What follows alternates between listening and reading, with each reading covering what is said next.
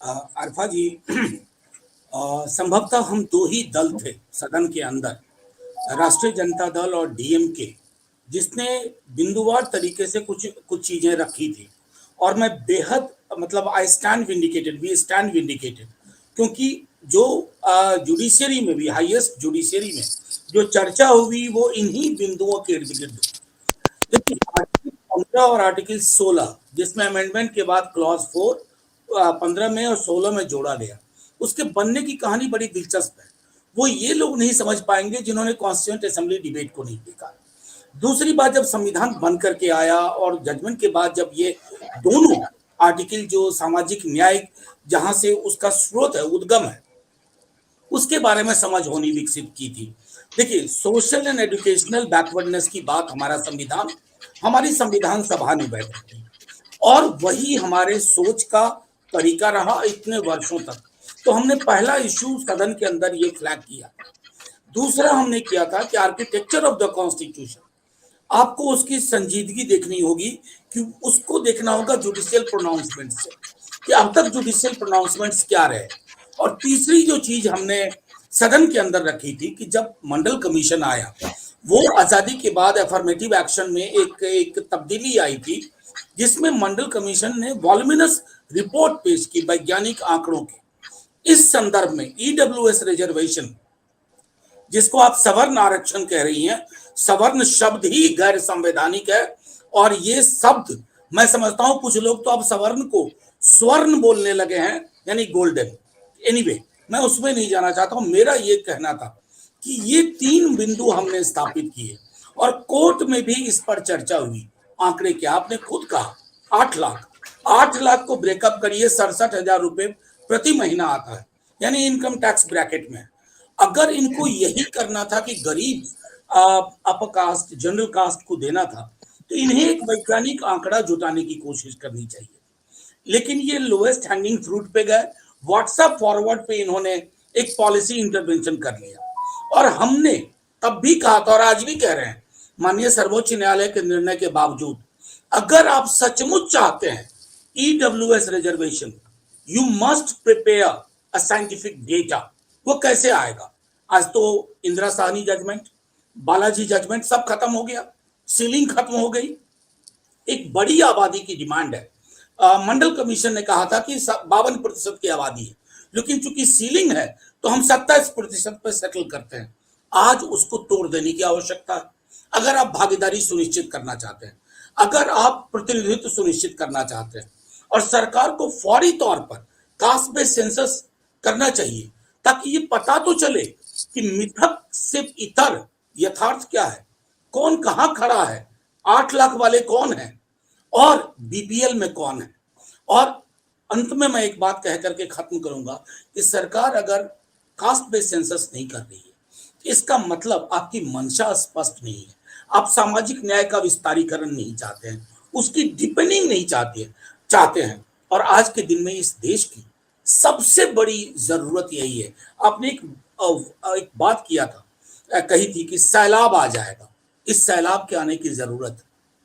सैलाब इसलिए भी आना चाहिए मांगों का, क्योंकि जो लोग ये कह रहे हैं कि आप ब्रॉडन करिए सामाजिक न्याय को, वो लोग हैं जिनका प्रतिनिधित्व आज भी महत्वपूर्ण संस्थानों और संस्थाओं में सुनिश्चित नहीं हो पाया है, ब्लॉकेड हैं।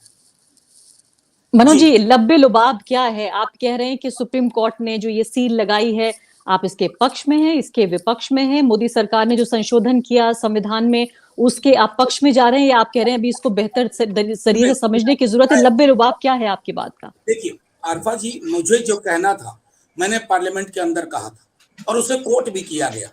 कई लोगों ने जो दलील का हिस्सा है, उन्होंने डीएमके और आरजेडी की पोजीशन को कोट किया। मैं आज भी कायम हूं। जो आपत्तियां मैंने दर्ज की थी, मैं एक भी चीज रिट्रैक्ट नहीं कर रहा हूं। ये स्प्लिट वर्डिक्ट है, और हर स्प्लिट वर्डिक्ट में संभावनाएं, पॉसिबिलिटीज ऑफ इंटरप्रिटेशन और पॉसिबिलिटीज ऑफ इंटरवेंशन बनी रहती है। मैं चाहता हूं कि अब अगर ये स्प्लिट वर्डिक्ट के बाद ये मेजॉरिटी जजमेंट है, स्प्लिट के बावजूद हम चाहते हैं कि सीलिंग जब खत्म हुई, अब आप कास्ट बेस्ड सेंसस करिए विथ अर्जेंसी एंड इमीडिएसी। और जिन घरों के में चिराग अभी तक नहीं है, जिसको जी। आप खारिज करते आ रहे हैं, जिसको कभी मंदिर मस्जिद हिंदुस्तान पाकिस्तान के नाम पर मौलिक मुद्दों से भटका रहे हैं, आज आवश्यकता है कि उनका प्रतिनिधित्व सुनिश्चित करने के लिए आप कास्ट बेस्ड सेंसस करिए और ये 50% की सीलिंग खत्म हुई है, आबादी के अनुरूप आप आरक्षण यानी कि प्रतिनिधित्व सुनिश्चित करिए। क्या ये स्प्लिट वर्डिक्ट की जो इजाजत है आपकी पार्टी में भी है? पार्टी कह रही है हमने तो कभी विरोध नहीं किया, आप कह रहे हैं कि डीएमके आरजेडी सही बात है, ये तो। नहीं, देखिए, आपको ये स्पष्ट करना होगा मेरी पार्टी में अगर किसी सबसे बड़ी महत्वपूर्ण बात है कि मेरी पार्टी हम लोगों ने कंसिस्टेंट पोजीशन लिया और हमारे पोजीशन के इर्द गिर्द बहस भी हुई जुडिशियरी में। हम रिट्रैक्ट नहीं कर रहे हैं, हम तो सिर्फ ये कह रहे हैं कि सरकार के पास अवसर है कोर्स करेक्शन का।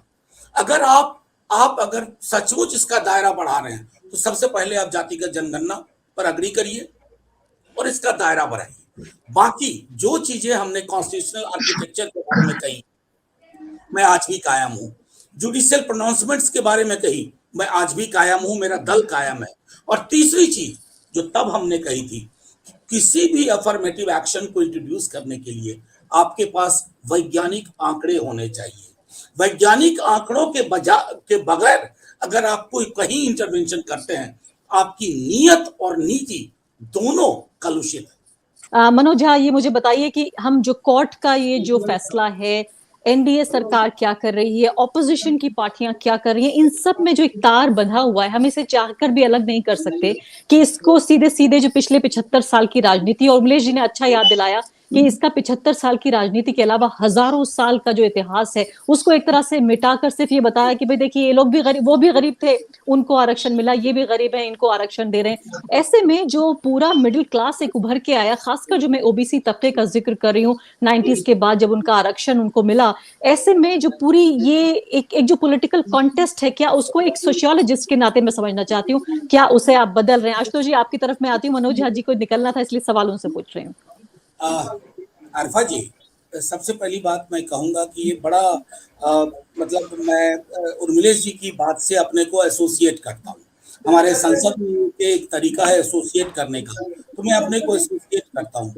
मैं एक छोटा उदाहरण दूँ। अक्सर मित्र लोग जो मीडिया में हैं और जो कुछ थोड़ा साहित्यिक ढंग से विषमता पे बात करते हैं, वो ये कहते हैं गरीबी की कोई जाति नहीं होती। लेकिन अगर आप टेस्टिमोनियल्स पढ़िए, मैन्युस्क्रिप्ट पढ़िए, एंथोलॉजीज पढ़िए, मोनोग्राफ्स पढ़िए, तो आपको पता चलेगा कि गरीबी की जाति होती है। और ऐसा नहीं होता ना, जो कास्ट पिरामिड है उसमें आप ऊपर से नीचे आते हैं तो गरीबी बढ़ती है, नीचे से ऊपर जाते हैं तो गरीबी घटती है। तो जाहिर तौर पर जाति और गरीबी का ताल्लुक, और अगर इसको हम नहीं समझते, जो 1000-2000 साल की पीड़ा को, जाहिर है ये देश थोड़ा बदला भी है, यहाँ पर तथ्य पे बातचीत नहीं होती है, पोस्ट ट्रुथ पे बातचीत होती है।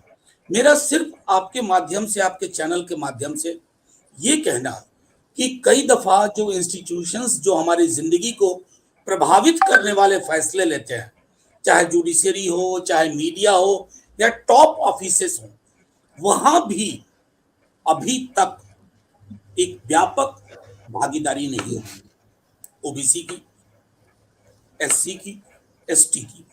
जो लोग, वो जो कहते हैं ना बापू का प्रेयर, वैष्णव जन तो तेने कहिए पीर पढ़ाई जाने रे।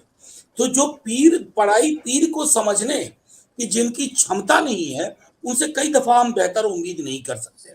लेकिन मेरा मानना है कि आज का दिन ऐतिहासिक इस संदर्भ में भी है।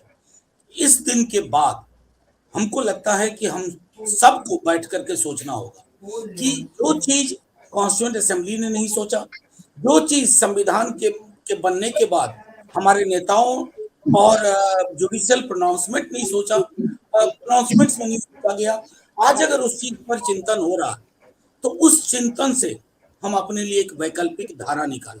अपने लिए का मतलब मेरी पार्टी के लिए एक जो 80% की आबादी है इस देश की, क्या उसके हिसाब से भी निर्णय होंगे या नहीं होंगे?